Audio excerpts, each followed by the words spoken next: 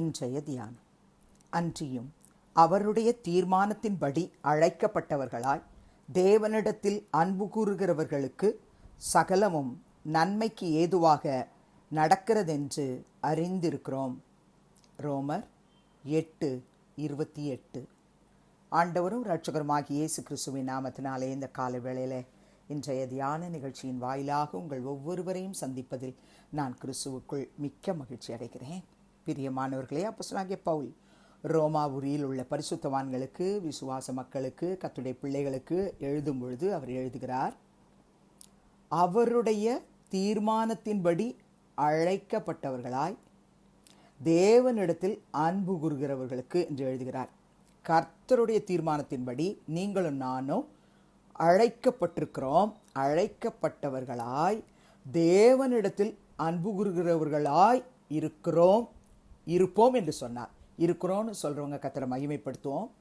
அவருடைய தீர்மானத்தின்படி நான் அழைக்கப்பட்டிருக்கிறேன், நான் தேவனிடத்தில் அன்பு கூறுகிற ஒரு மகன் மகள் என்று சொல்வோமானால் நமக்குத்தான் பவுல் எழுதுகிறார், சகலமும் நன்மைக்கு ஏதுவாக நடக்கிறது.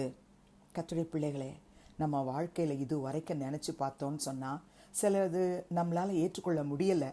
சில பாதைகள் கடினமாக இருந்திருக்கலாம். ஏன் இந்த பாதையில் என்ன நடத்திட்டு போனார்? ஆபத்தான பாதை, இக்கட்டான பாதை, சோதனையின் பாதை, வேதனையான சூழ்நிலை, மிகுந்த மனபாரத்துக்குரிய பாதை, ஏன் இந்த வழியாக என்ன நடத்திட்டு போனார்? நம்ம கேள்வி கேட்டிருக்கிறோம்.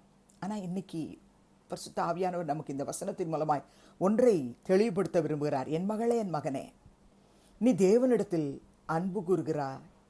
அன்பு கூறுகிற உனக்கு சகலமும் நன்மைக்கு ஏதுவாக நடக்கிறது என்று நீ அறியும்படிக்கு இன்றைக்கு நான் இந்த வார்த்தையின் மூலமாய் உன்னோடு பேசுகிறேன்னு சொல்கிறார். இந்த வார்த்தையை பவுல் எழுதும் பொழுது எழுதுகிறார். இதே ரோமர் 8:35 39 வரைக்கும் உள்ள வசனத்தை வாசிக்கலாமா? உமது நிமித்தம் எந்நேரமும் கொல்லப்படுகிறோம், அடிக்கப்படும் ஆடுகளைப் போல எண்ணப்படுகிறோம் என்று எழுதியிருக்கிறபடி நேரிட்டாலும். அவங்களுக்கு நடந்தது இதே இன்னைக்கு ஒருவேளை எனக்கும் நடக்குதுன்னு சொன்னால் வாசிப்போம்.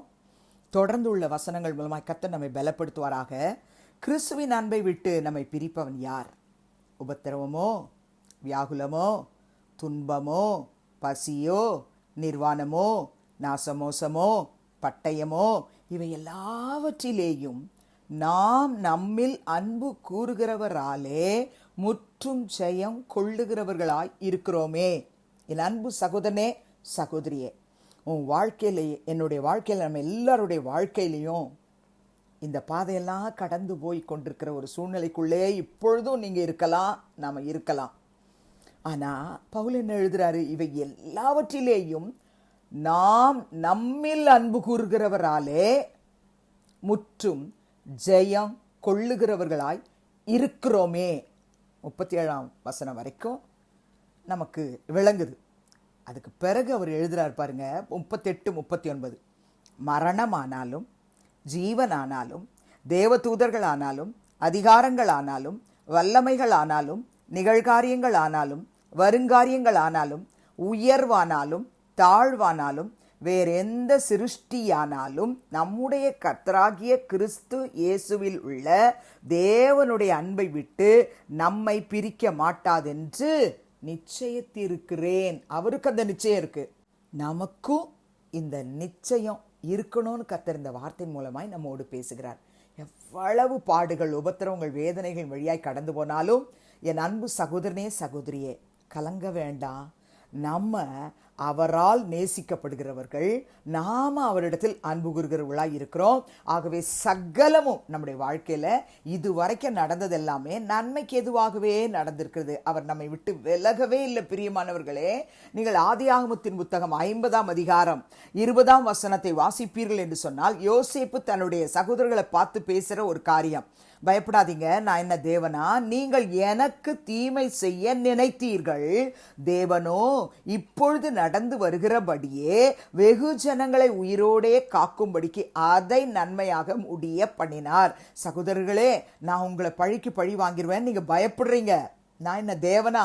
நீங்க எனக்கு தீமை செய்ய நினைச்சீங்க, ஆனா தேவனோ இப்ப நீங்க கண்ணால பாக்குறீங்க இல்லையா, இப்பொழுது நடந்து வருகிறபடியே வெகு ஜனங்களை உயிரோடே காக்கும்படிக்கு அதை, அதாவது நீங்க தீமை செய்ய நினைச்சீங்க இல்லையா, அதை நன்மையாக முடிய பண்ணினார் என்று எழுதுகிறார். நமக்கு அன்றைக்கு யோசேப்பு தன் சகோதரர்களை பார்த்து சொல்றாரு, ரட்சிக்கப்பட்ட மகனே மகளே, இன்றைக்கு உங்களை என்னையும் பார்த்து 1 பேதுரு 5:10 சொன்ன வார்த்தையை நமக்கு ஞாபகப்படுத்த விரும்புகிறார். என்ன சொல்லியிருக்கிறார் பிரியமானவர்களே?